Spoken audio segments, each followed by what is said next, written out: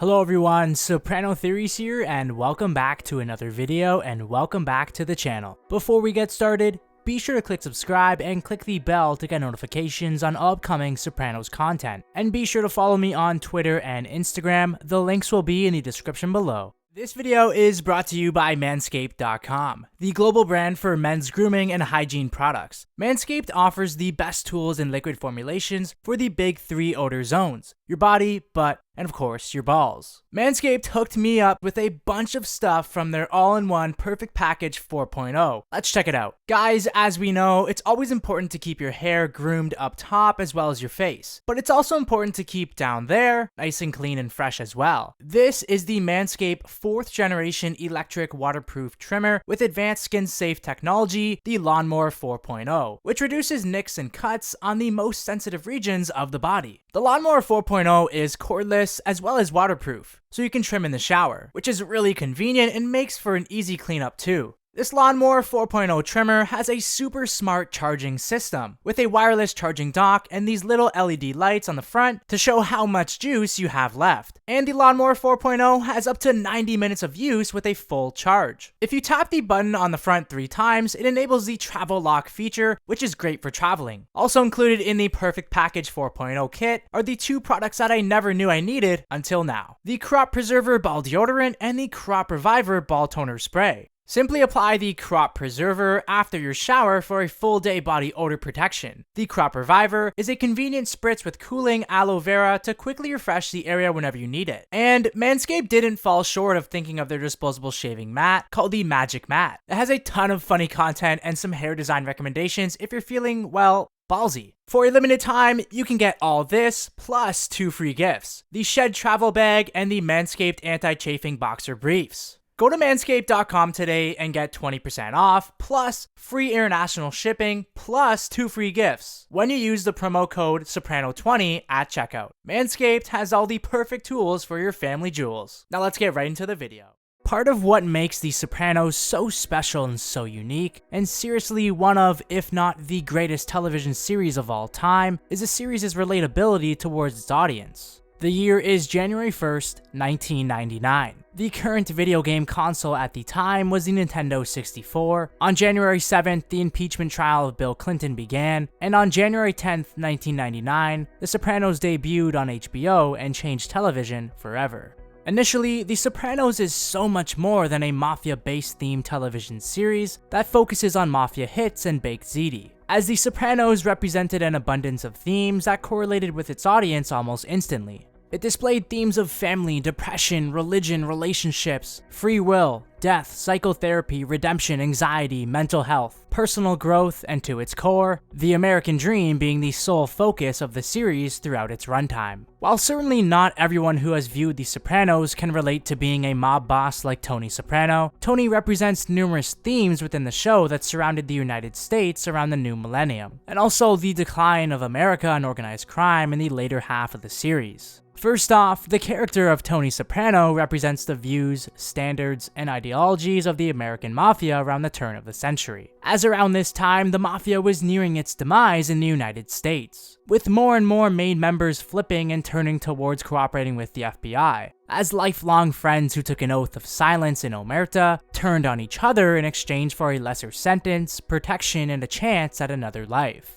The fictional characters of The Sopranos that turned on their lifelong friends, and both the DeMeo family of The Sopranos and the families in New York reaching a slow and painful demise, is extremely relatable to the entire notion that surrounded the Mafia in the late 1990s and early 2000s, with the Mafia nearing a decline in hierarchy and organized crime. In reality, we saw this with the narrative of Sammy the Bull Gravano, a Gambino underboss who backstabbed his lifelong best friend in John Gotti, and even Salvatore Vitale, underboss of the Bonanno crime family, and who Vitale turned on was his brother-in-law and the family's boss, Joe Massino, known as the last old-school Don in the Mafia. It was around this time that the Mafia was that of a dying breed. I think about my father. He never reached the heights like me. But in a lot of ways, he had it better. He had his people. They had their standards. They had pride. Today, what do we got? As Tony himself supports this narrative in the pilot episode. I came too late for that. I know. But lately, I'm getting the feeling that I came in at the end. The best is over.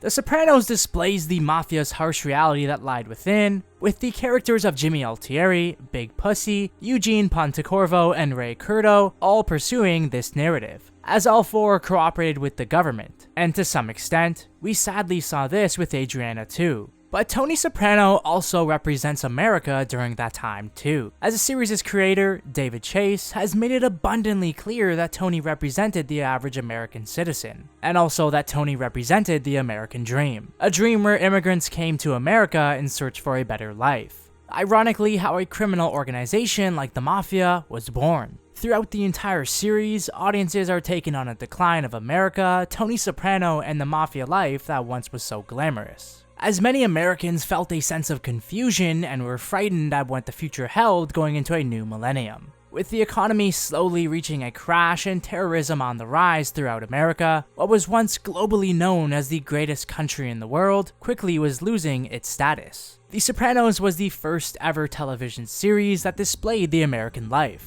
Even despite Tony being a mob boss and a sociopathic murderer, millions of Soprano fans related to Tony struggling with his mental health. Whether it was him trying to control his panic attacks, his depression, anxiety, stress, or his strained relationship with his mother, the show instantly resonated with fans by addressing these issues. What set the show apart from others is the realistic emotions and actions that the characters conveyed, with not just the character of Tony Soprano struggling with his mental health, as the series projected mental health and depression and anxiety through a multitude of characters. Whether it was AJ trying to take his own life, or Gloria and Eugene committing suicide to reflect that the suicide rates in America had been on the rise. Christopher wondering where his arc is in life and leading towards drugs and alcohol to cope with his depression. Vito's insecurity and cry for help towards his masculinity, as this can even be seen with his son for that matter as well. Meadows' roommate Caitlin representing anxiety, or soccer teammate Allie performing a suicidal gesture by slitting her wrist. The Sopranos doesn't feel as if you're watching a fictional television series, it just felt real and human and a part of life in America. A show like The Sopranos came off as extremely relatable to the middle-aged Americans. Even with these masculine men who are tough, intimidating, and murderers, The Sopranos shows that all of us struggle with our own mental health and anxieties, despite not everyone being able to relate to a New Jersey mob boss. The Sopranos depicts the regularness of life, a line that Christopher said in Season 1, Episode 8, The Legend of Tennessee Multisanti. It's like just the fucking regularness of life is too fucking hard for me or something. I don't know. As The Sopranos focused on regular people to that of focusing on mobsters and the way these men make a living. And when we look into the series' final episode, Made in America, this is exactly what we see, as the episode's title reflects the image of the American dream. When we look around that final scene, what do we see that's surrounded by Tony? A couple sharing a meal, a baseball team celebrating a win, all while being in a classic diner in New Jersey, all while an inspirational American anthem is playing in Journey's Don't Stop Believing. The Sopranos resonates with its audience on so many themes or topics. Whether it's religion, technology changing, and how Tony and his crew adapted to the rise of cell phones, political events that we saw throughout the entirety of the series, and even historical events, whatever it is, it's all displayed immensely throughout the series. But nowhere do we see this more than in the series' final season, as it becomes clear to audiences that we're not just witnessing the decline of Tony Soprano and organized crime, but rather that of America too. The show itself drastically takes on this darker tone, a tone that projects the theme of the inevitability of death in so many ways. The series' colors and shots were filled with more gray tones and dullness, to that of the bright and vibrant imagery that we saw in the first season, as all of this projects the decline of the world that surrounded Tony Soprano. The old school, macho, masculine, and society that was ran by individuals like Tony Soprano was gone, as the Mafia was nearing its end. Maid members were flipping, the Iraq War was reaching its peak, lesbian or gay marriage was starting to become more popular throughout the world, as even Tony Soprano even sides with this narrative, by debating on whether to keep Vito around solely due to the fact that he was his top earner, even if he was gay. It's 2006. There's pillow biters in the Special Forces. Vito in Atlantic City, he's out there, he's not part of us. The Sopranos reflected the anxiousness that surrounded America after the 9/11 terrorist attacks. And by the beginning of the 6th season, we see how far America has fallen. When Butchie is talking to Phil on the phone, he ends up in New York City's Chinatown, a metaphor to how much Little Italy in the hierarchy of organized crime in America has deteriorated. In the first few seasons of The Sopranos, organized crime was once the central focus of the FBI, but come the series' final season, it's now in the shadows due to an increasing urge to defend against terrorism. Nowhere do we see this more than in Season 5's Episode 10, Cold Cuts, as Tony becomes more of the average American citizen than he ever has before, as the episode invoked the storyline of terrorists using shipping containers to smuggle in weapons of mass destruction into the United States port system. Or even in Season 6's Episode 6, Live Free or Die, where the episode displays clear racism towards Islamic individuals. In many ways, The Sopranos is and was a reflection of America. It portrayed the millions of Americans who were nervous at what lied ahead in their lives. It dealt with the rise of psychotherapy and that it's okay to talk to someone about your problems. The Sopranos portrayed the social constructions that lied within America. Everything I've said in this video is what truly makes The Sopranos so remarkable and relatable even after all these years, and with the show being off the air for 15 years.